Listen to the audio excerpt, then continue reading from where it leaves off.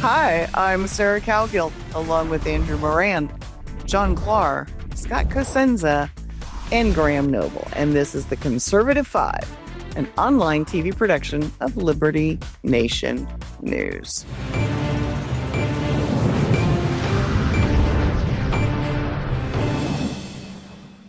President Trump took to the lectern at the United Nations General Assembly to tout successes, but he also used the platform to call out what he believes to be bad actors and slap around the countries that have recognized Palestine as a legitimate state. And that's what he called a reward for Hamas. Then the president said all UN does is write strongly worded letters that adjourn to another crisis they won't follow up on. I don't think we saw the blustery guy at the podium this week. So, what was different, Graham? But was it the same Trump message, or did he come out swinging on other things? I would say that, by and large, recalling the last time that he addressed the United Nations during his first term, I would say that, by and large, this was a very similar Trump. His overall message was the same, which is that each of these member states of the United Nations should actually be putting their countries first, their interests first, the safety and security of their people first. So essentially was saying, look, what I do in the States, my whole America First agenda, you all should be duplicating that in your own countries. And he kind of said the same thing, really, when he addressed the United Nations General Assembly last time. Of course, this time around, there are specific issues that he dwelled on, one of which is, of course, mass migration, which is becoming a serious problem for the European countries, particularly the countries of Western Europe. And he told them, he said, you are destroying your countries, with this unchecked immigration. And what's happening in the UK and France now, I think Germany has actually started to get a bit fed up with it, and they're cracking down a little bit. But certainly in the UK and France, and in the UK, it's just awful what's happening. I see video clips all the time of what's going on over there, and it's just terrible. And so he, definitely took issue with that. And then he also dwelt on the whole green energy, global warming, climate change thing. And he kind of ridiculed them for that. The fact that, he said, but basically they call it climate change now because that way they essentially can't be wrong. If it's getting hotter, they can say climate change. If it's getting colder, they can say climate change.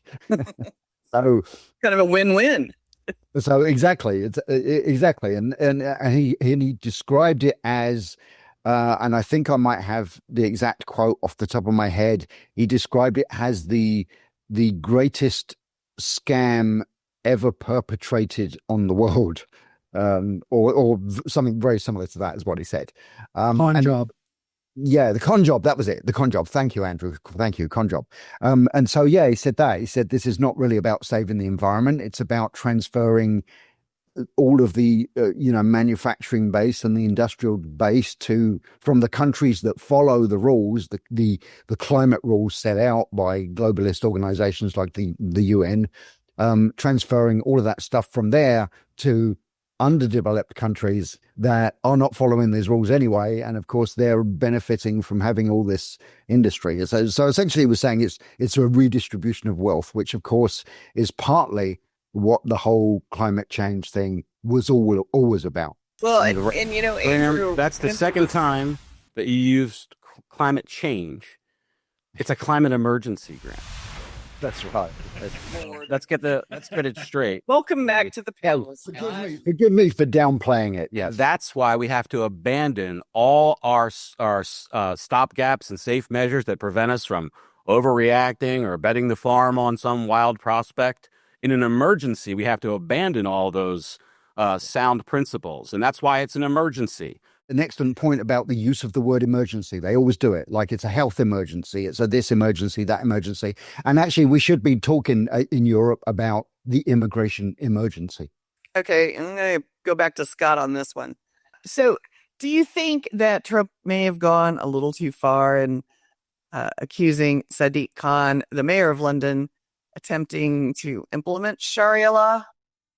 Well, no, not because I think it's true that he tried to implement Sharia law, but because I think that from the bully pulpit, Trump's making a broader point about Islamification of the West, and it doesn't get more emblematic of the West than London, especially for those, we have the history of course, being an American colony of the UK and the British Crown, and London, the seat of it all, and boy, to see that city seemingly become a Muslim city is pretty traumatic for those of us who celebrate values that are typically antithetical to those embraced by devout Muslims.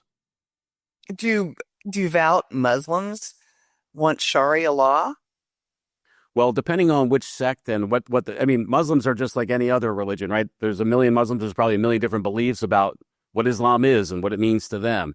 But in the broad strokes, the simple reading of the tenets of the religion indicate no separation between government and religion, and government imposition of rules that are very strict, and a great imposition on the rights that we now enjoy, and the rights that Londoners at least have enjoyed recently. I don't know if they still do anymore. It seems like they're getting arrested for all manner of things that we would consider freedom over here.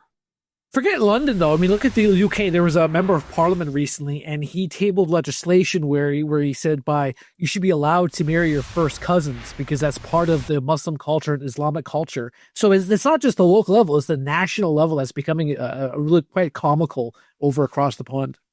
Mr. Clark, do any of us believe that there are no Muslims that can get along with our Western culture?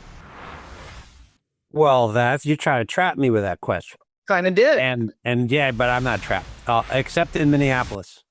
Actually, I lived in the UK for a number of years, including Birmingham, which I believe has a Muslim mayor. Scott's right. It is a fundamental tenet theologically of the Islamic faith that there is no separation of church and state, and that's why you don't really see it very often in Muslim countries. Of course, there are peaceful Muslims, etc., and as Scott said, we're not here to stereotype, but what President Trump was alluding to is, regardless of individual cities, that there is a trend of instability that's linked particularly to the incompatibility of foreign cultures with the values of those Western European countries and here. And I think that was also implicit in his broader condemnation of immigration. He used very strong words, as have been pointed out. Graham Noble has a great article on September 24th titled, "Trump gives United Nations General Assembly wake-up call." And he said, the president said, the crime of uncontrolled immigration is what he called it. He said, your countries are being ruined.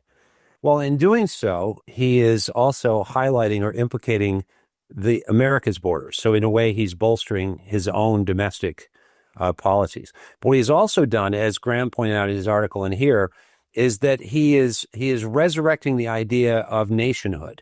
And the globalists at the UN are really pushing towards, in the name of multiculturalism, a dissolution of our native cultures.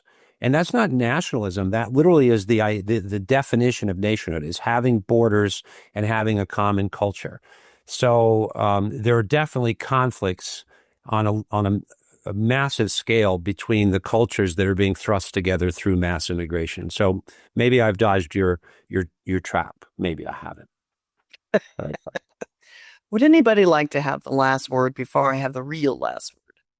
Long term, the problem is the replacement level. You look at some of the numbers there. You see the native populations for Austria, Spain, Germany, whatever the case, they're below the replacement level. But you see the numbers of the migrants who come to these countries, and they're above the replacement level. They're the ones who are having the children. Now, you can talk about the economics, and of course, where if people aren't having kids, then you can't sustain the economy, you can't sustain the entitlement system, whatever the case. But from a cultural societal level, you're seeing that long term, these countries, the face of it is going to drastically change over the next 20, 30 years. It's going to, London will look like Riyadh, Madrid will look like Riyadh, all these different places are going to look like you're actually in the Middle East. I've seen clips of people, going around Rome, and they see, these Muslim denominated, corner stores or fruit markets or things. You see up here in Toronto, I'm in Leaside, but you cross 5 minutes into Thorncliffe Park and you think you're in Afghanistan. It's absolutely astounding how even Canada is becoming a really,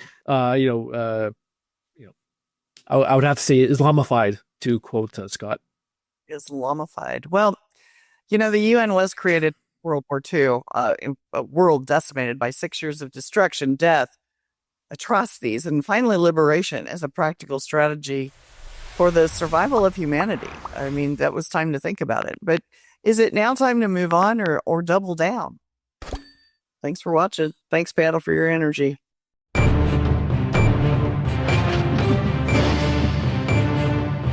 That's it for our Conservative 5 panel today. Check out our other C5 shows and segments on your favorite video platform, YouTube, Vimeo, Rumble. We're on them all. As well, Liberty Nation News has its own Roku channel where you can see all of our TV productions. Now, Liberty Nation does not endorse candidates, campaigns, or legislation, and this presentation is no endorsement. I'm your host, Sarah Cowgill. Thanks for joining us today for the latest news and commentary. Your choice for free thinking, free speech, libertynation.com.